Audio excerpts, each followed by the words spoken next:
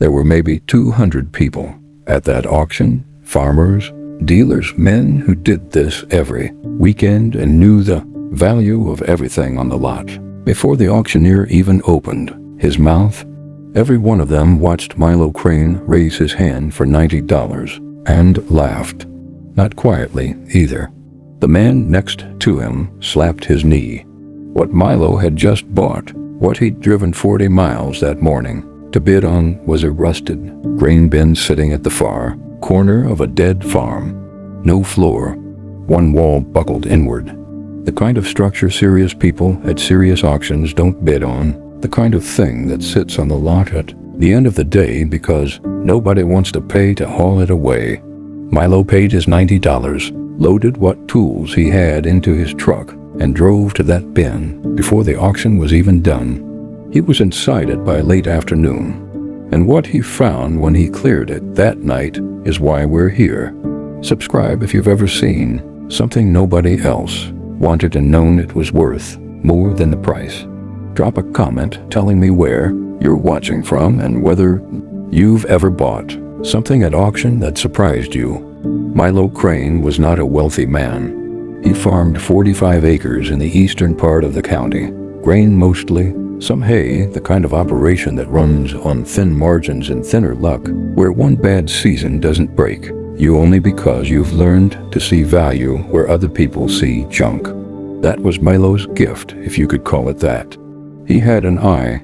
His father had it too. He used to take young Milo to farm sales and estate auctions across 3 counties every summer, not to buy the obvious things, but to look for what everyone else had already dismissed. He called it reading the room backwards. While other people crowded around the tractors and the harvesting machines in agriculture that still had years left on them, his father would wander to the edges, the back corners, the lots with no numbers on them. He said the best thing at any auction is usually the thing nobody's bid on yet. Milo had been to hundreds of auctions by the time he was grown. He'd bought old fence, posts that turned out to be hand-split cedar worth 3 times what new posts cost, a water tank that looked like scrap and became the primary water system for his livestock, a barn door set an antique dealer had overlooked and sold for more than he'd earned on his hay crop that month. None of it made him rich, but it kept him farming when other men his age had sold up and moved on. Some of those men had gone looking for land for homesteading, trying to start fresh somewhere cheaper, somewhere the soil hadn't been pushed as hard. Milo understood the impulse. He'd thought about it himself in the bad years, but he stayed because he knew this land, and knowing a piece of ground is worth more than owning one you haven't learned yet. The auction was held on what had been the Mercer farm. The Mercers had farmed that land for 3 generations, grain and livestock, the kind of mixed operation that used to define this part of the country before consolidation pushed most small mixed farms out of existence. The last Mercer to work it was a man named Gerald, who'd run the place alone after his wife passed and his 2 sons moved to the city. Gerald held on longer than most people thought he could, but holding on takes something out of a man eventually, and he sold up in 2019. The auction was held that spring. By the time auction day came, word had spread across the county. The Mercer farm had good equipment, well-maintained machinery. Gerald was meticulous about that, and the land itself was solid, properly rotated, well-drained, the kind of acreage that serious buyers show up for. The grain bin at the back corner of the property was nobody's reason for coming. It had been used for storage long after it stopped being used for grain. Then it had stopped being used at all. At the auction it was listed with the miscellaneous lot. Starting bid, $50. One man bid, Milo Crane, $90. The room laughed. He hadn't come for the bin exactly. He'd come because Gerald Mercer was the kind of farmer who kept things, not out of sentimentality, out of habit. A man who'd farmed 3 generations of land didn't throw things away. He moved them, stored them, put them somewhere out of the way but not gone. Milo had known Gerald slightly, enough to know that anything Gerald had fenced off and stopped talking about was worth a second look. So he walked to the grain bin before the auction started, stood outside it, listened, looked at the ground around the base. The rust was surface rust. Deep on the sun, the rust was surface rust, outside, but not the kind that meant structural failure all the way through. The buckled wall was damage from an old impact, not rot. And the ground at the base, where water would have pooled if the bin had truly been compromised, was dry, drier than it should have been for a structure that had supposedly sat abandoned. Something had been keeping the moisture out. He bid $90 and took the laughing. He got the door open at 4:20. The lock was old, but not rusted through. Someone had oiled it within the last few years. That was the first thing. He pushed the door wide and let his lamp go in ahead of him. The inside of the bin wasn't what the outside had suggested. Yes, it was dusty, and yes, there were years of grime on every surface. But the floor was wood, unusual for a grain bin this old, and in far better shape than it had any right to be. Lining the interior walls, stacked in a pattern that told you someone had arranged them deliberately, were crates. Old ones, wooden, some stenciled with names and numbers he couldn't read in the lamp light. He counted 14 crates on the first pass. He didn't open any of them yet. He walked the interior first, checked the buckled wall from the inside.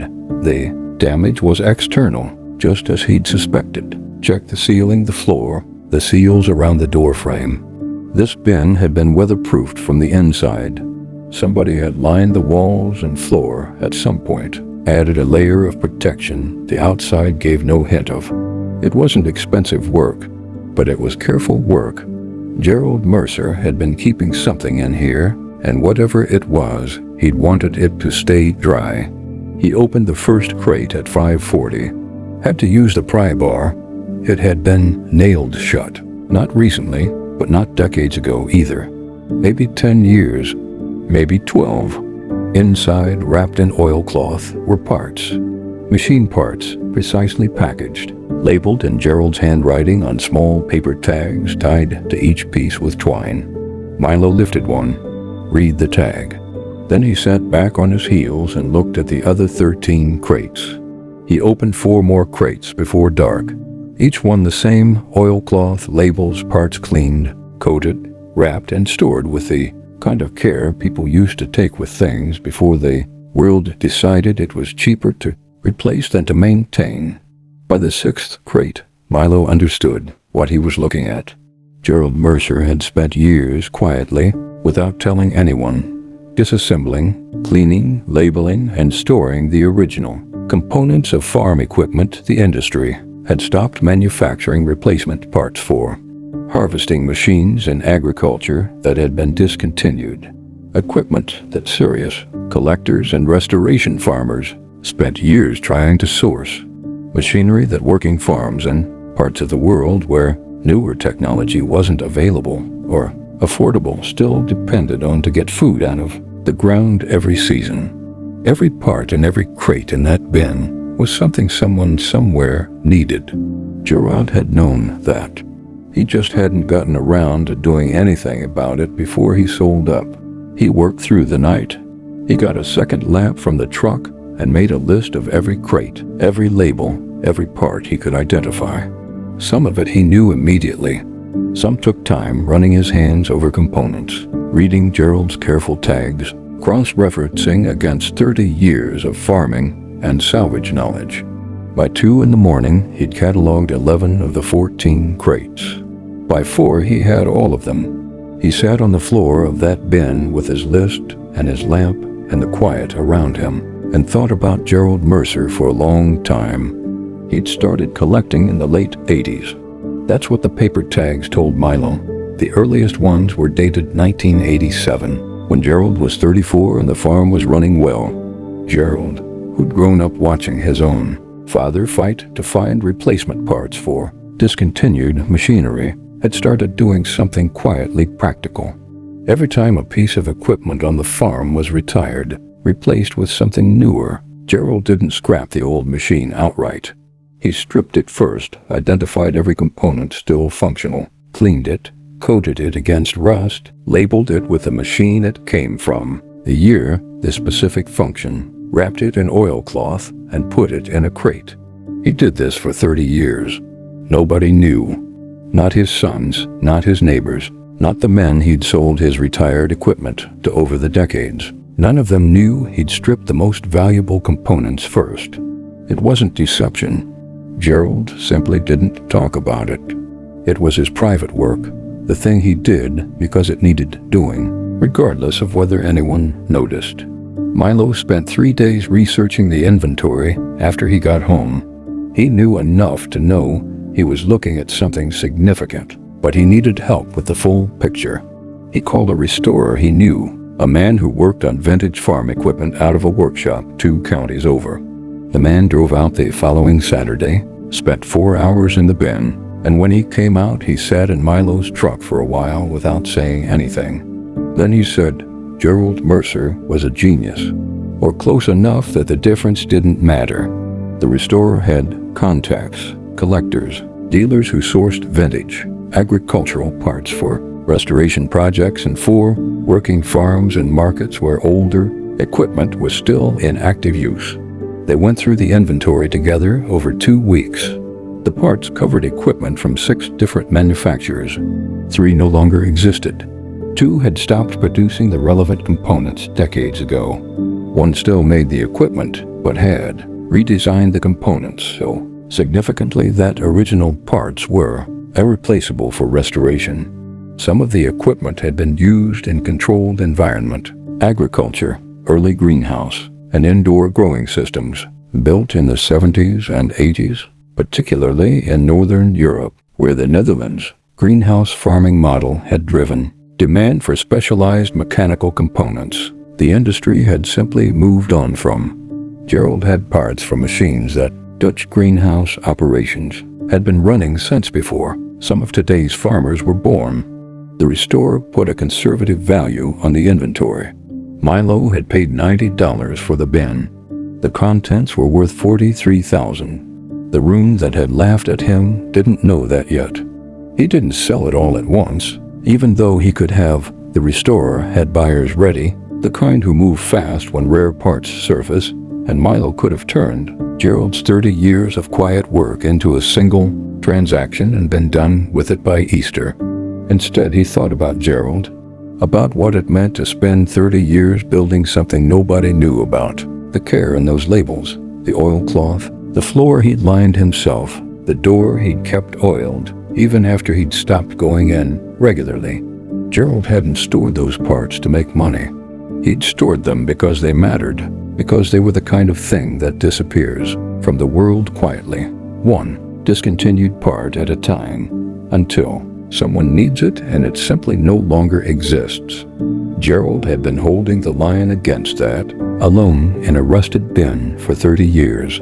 Milo spent the spring cleaning and reorganizing the bin. He repaired the buckled wall, replaced the weatherproofing, built proper shelving, installed lighting, and kept every one of Gerald's labels exactly as Gerald had written them. Then he started reaching out. Not to collectors, not to dealers looking to flip parts for maximum margin, but to working farmers who'd spent years trying to source components they couldn't find, to agricultural restoration projects, to farming communities, where older machinery was still the backbone of daily food production. He heard from a man in Australia, a no-dig gardening practitioner restoring a small mixed operation on degraded land, who needed an original real mechanism that hadn't been manufactured since 1991. He heard from farming cooperatives sourcing parts for irrigation and tillage equipment, and from a restoration project in the American Midwest trying to bring a historic grain operation back to working condition. He sold parts, yes. He needed to cover his costs, and he wasn't a charity. But he sold them for what they were worth to the person who needed them, not for what the market said it could bear. Over the next 2 years, components from Gerald Mercer's 30-year collection reached farms in 14 countries. A harvester that had been running on a cracked housing for 4 seasons got the original replacement Gerald had stored in crate 7. A restoration project stalled for 3 years waiting on a specific governor. Assembly found it in crate 11. A family operation running. Equipment their grandfather had bought. New kept running because of 3 components from crates 2 and 9. Among the people who reached out were new immigrants who'd brought farming knowledge from their home countries and were building operations using older equipment they already understood. People with skills that had no use for the newest technology but a real need for parts the industry no longer stocked. Milo helped every one of them he could. Gerald Mercer never knew any of this while it was happening. He was living quietly in a smaller house by then, 40 miles away, tending a garden, not farming anymore. Milo wrote to him. It took 3 drafts to get the letter right. He told Gerald what he'd found, what it had been worth, where the parts had gone. He described, as specifically as he could, the farms and operations that had benefited, and included a copy of the full inventory he'd cataloged that night in the bin. Then he included a check, a portion of what he'd received, because Milo had paid $90 for a rusted grain bin, and what was inside had been Gerald's life's work, and that needed acknowledging. Gerald wrote back. He thanked Milo for the letter, said he was glad the parts had found their way to working farms, said that was always what he'd hoped, but never quite got around to organizing. He didn't comment on the check. What he said at the end of the letter was this: I always thought someone would find it eventually. I just didn't know who. I'm glad it was someone who understood what it was for. The bin is still in the Mercer land. Milo negotiated the right to keep it there when he bought the lot, a separate arrangement from the main auction, and pays a small annual fee to the new owner of the property. He's added to it. When he comes across parts at auctions now, components for equipment aging out of production, things serious bidders walk past, he buys them, cleans them, wraps them, labels them in his own handwriting, and adds them to Gerald's shelves. He's not doing it for the money. He's doing it because Gerald started something, and it seemed wrong to let it stop. People still talk about the day Milo Crane paid $90 for a rusted grain bin and the room laughed at him. He doesn't mind. He says the laugh was part of the deal. If the room had known what was inside, someone else would have bid, and whoever won might not have cared where the parts went, or what they were for, or who stored them, or why. The $90 bid wasn't luck. It was 30 years of learning to look where nobody else was looking. His father had taught him that. Gerald Mercer, without knowing it, had confirmed it. The best thing at any auction is the thing nobody's bid on yet. Milo Crane knew that. He just had $90 to prove it. If this story made you look at something differently today, like this video and subscribe. You'll never miss a story from the land. And leave a comment. Where in the world are you watching from? Have you ever seen something nobody else wanted and known it was worth more than the price?